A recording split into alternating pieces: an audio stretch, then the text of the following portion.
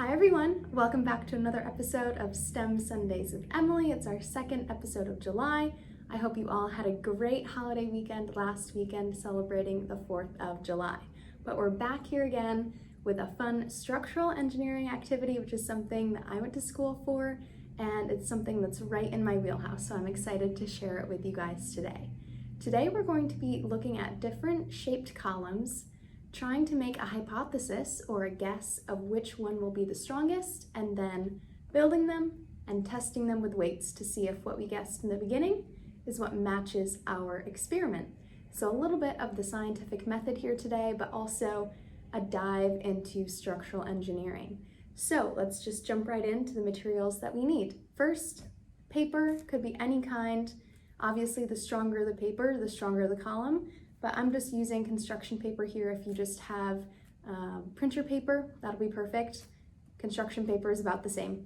So you'll need a couple sheets of paper depending on how many columns you want to build. I'm going to be using just some plain old tape that we've used in the past. Again, any kind that you have at home is perfect. And lastly, I just have some books from around the office. This is a nice little seismic design manual. So all of these doesn't matter what type of book it is, what type of weight it is, just collect a bunch of books. You could do a whole bunch of lighter books. You could do one heavy book. These are decently heavy, but not too heavy that it's just going to crush everything that we build out of paper. Keep that in mind when you're choosing your book.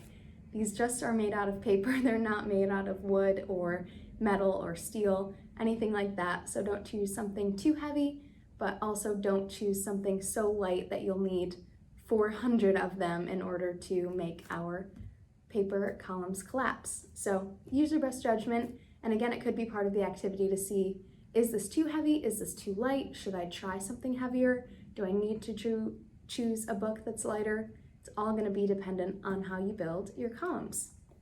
So let's move our weights out of the way for now, and we're going to build our columns. So we're going to be building 3 different shapes. So I have 3 different colored paper here. First is square, second is triangular, and thirdly is a circle.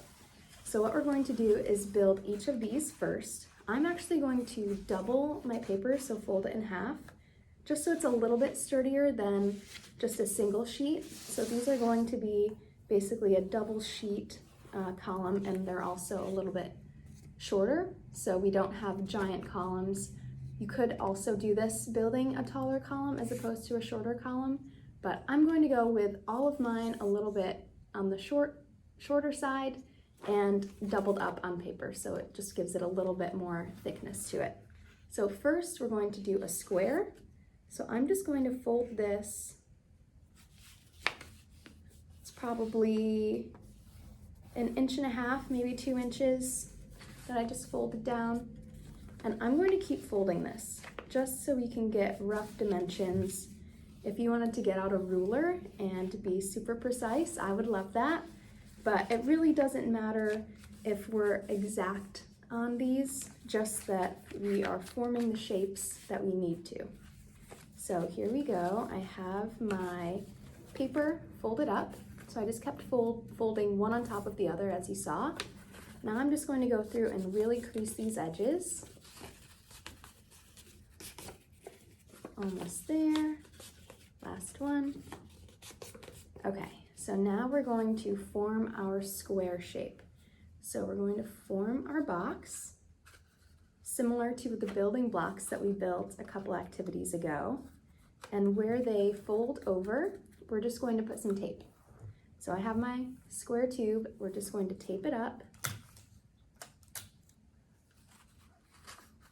And then we'll have our column. So just a couple pieces of tape here. 1 and 2. Alrighty, I just want to rub that down a little bit so that we know our tape is stuck onto the paper. Okay, and now we have our first column, square. I'm going to leave that off to the side for now. Next, we're going to build our triangular column. So again, I'm just folding the paper over creasing it at the edge here. And then I'm going to do the same process, just fold maybe 1.5 inches to 1 inch down, just like this. And then I'm just going to keep repeating that. So fold over again. This is just so we can get our lines, and then we'll go back and recrease it once we've folded them all. Okay, so now we have our other paper, again, folded, a whole bunch of folds in there, recrease, just so we have really tight, sharp corners. Last one. And now we're going to build a triangular shape. So instead of before where we built the square, we're just going to fold it so it forms the triangle shape. When you are folding these, you want to make sure that it is pretty much level across here, because we are going to be setting these on the table and stacking weights. So if we have an unstable or not straight or flat bottom, it might be a little bit hard to judge whether your column is actually working the way it should, or if it's just a foundation issue. So if we have all flat bases for our columns, we won't have to worry about determining if it was a column failure or if we just didn't build our column right at the base. So we're just going to tape this triangular one up and really push down on that tape so that we're not failing at the joints either. Lastly, we're going to build our circular column. Again, folding it over. And now instead of folding it, obviously because circles do not have any corners, we're just going to roll it up. But I'm going to try to roll it so that we have about a similar size compared to the other columns. So I'm trying to get a diameter, which is the distance from one side of the circle to the other. I'm going to try to get that to be approximately similar to the other columns that we've built. Okay, and again, we want to make sure that the base is completely flat. This one is probably the hardest to build just because you're not relying on folds. I think that looks pretty good. So I'm going to tape this up. It's okay if you squish it a little bit just to get that tape, that first piece on. I squished mine a tiny bit, but we'll pop it back up. Okay, so now that I have my last piece of tape on, really press that down. I'm just gonna reshape it since I did bend it a little bit. So we have our circular column, we have our triangular column, move these back here so you can see, and our square column. So before we do any tests, we're going to make a hypothesis, which basically is a scientific word for making a guess. Based on our observations, what we see, and the options in front of us, which column do we think is going to be the strongest? We have circular, triangular, and square. So just based on your instincts, could be a complete guess if you have no idea, just make sure to think about it and make a guess in your brain or even write it down as to which column you think will hold the most weight or the most books. So I actually know the answer, so I'm not going to tell you yet, but we're going to see firsthand exactly what happens. So once you've made your guess, a good way to start is to just use your hand. So I'm just pressing down, flat hand on top, to not all the way. I don't want to put all of my weight and crush them all because we do want to test them, but just to get an idea, you can feel how strong they are just by using your hand. Now is the fun part. We're going to put some books on it and basically put as much weight on these as possible until they collapse, until they fail. So when we're designing structures in engineering, they could be buildings, they could be bridges, everything usually has some sort of support or column to it to get it off the ground. So if you're building a house, you might have columns supporting your roof. If you're building a bridge, you might have some sort of pier or column in the middle to support two different spans. It's all in structural engineering. We have columns everywhere. So they're all existent in our infrastructure today, all of these columns, but as we'll see, some are a bit more strong. They hold more weight and are more efficient in terms of cost and quantity and amount of material based on their shape. So let's start with the order that we built. I'm going to put my circular one and my triangular column off to the side, and let's start with the square column here. So I have a few books, like I mentioned. They are on the heavier side, so I didn't grab a lot, but we're going to want to start with something that is a little bit sturdy because it is going to be the base of our stack of books. So this is, I should have brought a scale or something, but this is decently heavy.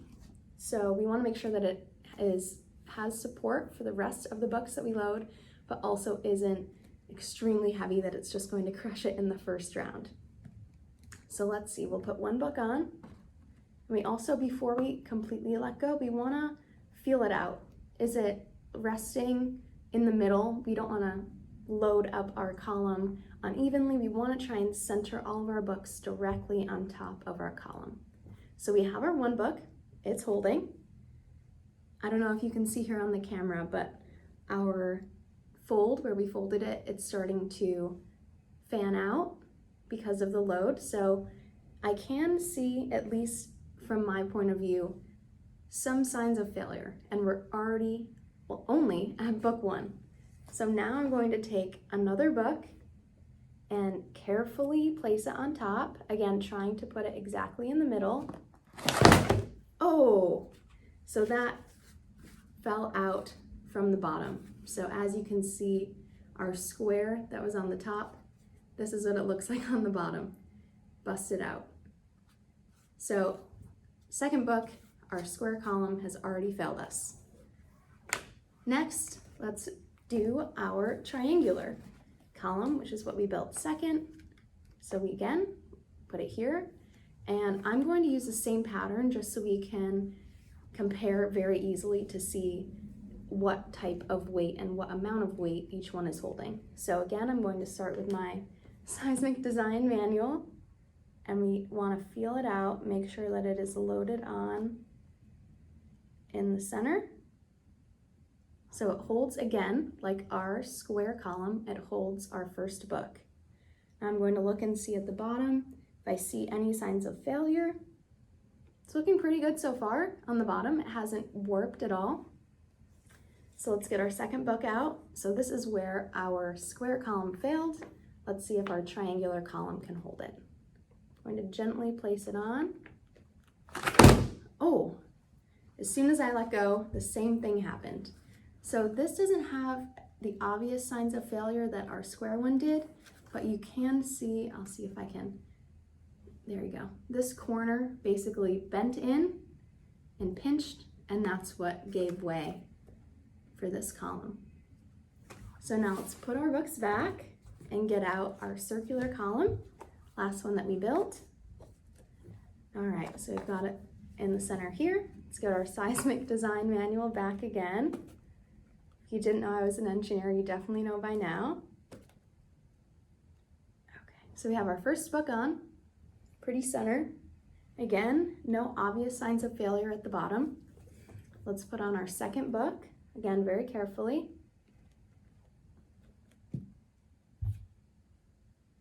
Holds the second book, so we're already better than the square busted out column and the triangular column that pinched and failed as I put the second book on. So we're already better than the other two. Now let's see, we already know that this is the best column in terms of holding weight. Let's see how much weight it can hold. So I have another book here, another manual. I'm going to put this one on. I'll put it this way.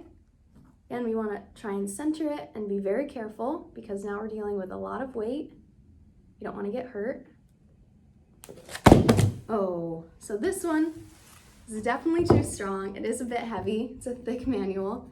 So it might be fun to grab a bunch of lighter books and see what happens.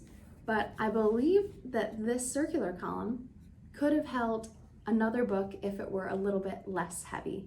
But as you could see, this column, the circular column, did hold the most amount of weight because the other two couldn't even hold the second book that we placed on top. So getting out our 3 columns again, move these books out of the way. We had our square column that held 1 book. We had our triangular column that also held 1 book. And we had our circular column which held 2 books. So as you can see, the circular column is the strongest column. And to get into the reason why, most of it goes back to the fact that it doesn't have any corners. So it can evenly distribute the load throughout the column. And because there are no corners, there's no place for the column to bend in like this or bend out. As we saw with the triangular column, basically what ended up happening was it pinched at the corner, and because of that gave way at the bottom.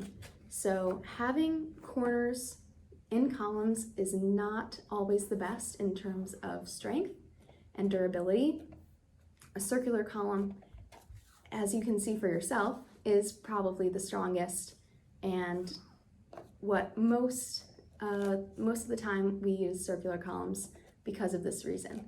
Like I said, you will see triangular and square columns out in the world, but next time you're driving in the car or going through a big city, look for columns. Look at the houses around you in your neighborhood. See if you can identify columns and see what shapes they are. I bet most of the time they are going to be circular, and now you know the reason why. So thanks for joining in on this structural engineering activity. I hope you learned a little bit about columns and strength, and also our fun new science term hypothesis. Did it match what you thought at the beginning? Try out and see if you can put more weight on these columns, and I hope you had fun doing this and hopefully didn't get hurt, but we'll use light enough books that hopefully that didn't happen. So I'll see you again next week for another fun episode, but have a great Sunday, and I'll see you then. Bye.